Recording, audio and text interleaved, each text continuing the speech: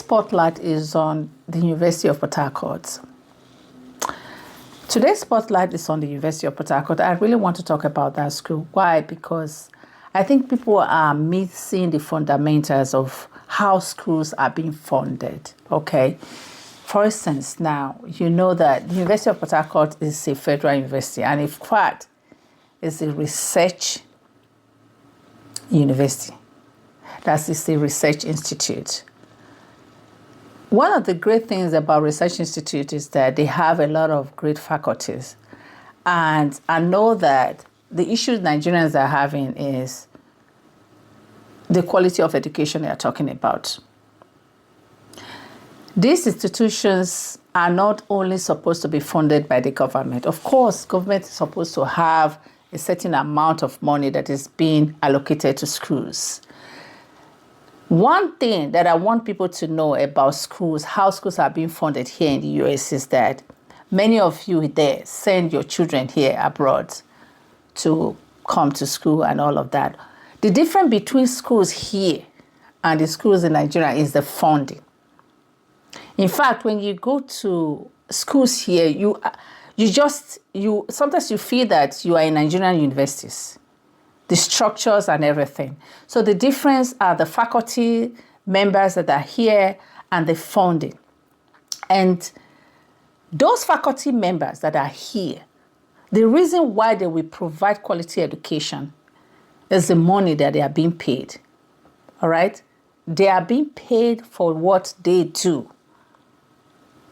The University of Port Harcourt right now have an online education, so we're at least privy to see what is happening there. It's not okay that the instructors are not paid well. If they are not paid well, there's no way the school will provide quality education. Today, I'm advocating that if you truly think that you are a big man, the way to know that you are one is to fund some department in that school, all the schools in Nigeria.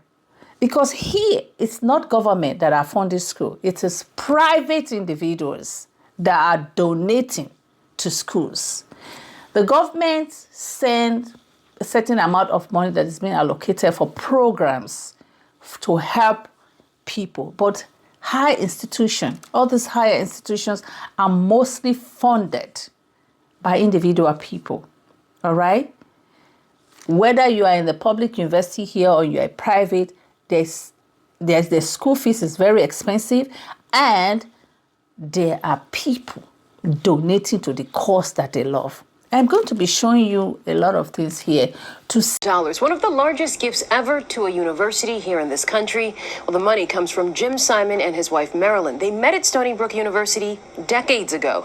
Jim is a former Stony Brook math professor who became a prominent mathematician and is now a billionaire. Stony Brook University, a SUNY school on Long Island, is breaking barriers nationwide. I'm proud to announce that the Simons Foundation and Simons Foundation International have together pledged $500 million to Stony Brook University's unrestricted endowment. Before I came, but it's just a wonderful institution. I'm so happy to be here today and to be able to give back to Stony Brook, which has given so much to me. The money will go towards scholarships, academic programs, and research.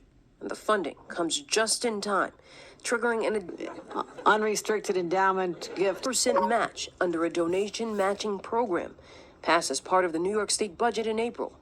It was signed into law by Governor Kathy Hochul. My small part was to come up with this.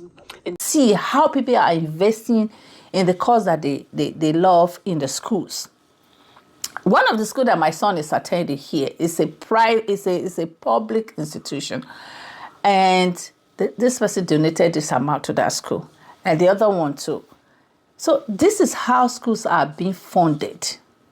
So the call today is to alert individuals, rather than shipping all those your monies abroad. Recently, we just wrote a research on brain gains. So we're going to publish our research very soon. And you will see that the amount of gains through which this deportation will afford Nigeria. But when those people that are already trained here get to Nigeria, they're already a brain gain. But when the facility is not available, the structure is not there, what do you expect them to do? So on to this episode, the spotlight is on the University of Port Harcourt. Know that they have quality faculty there, members there. Know that they have an online program. And the only way they can improve is that they will need funding.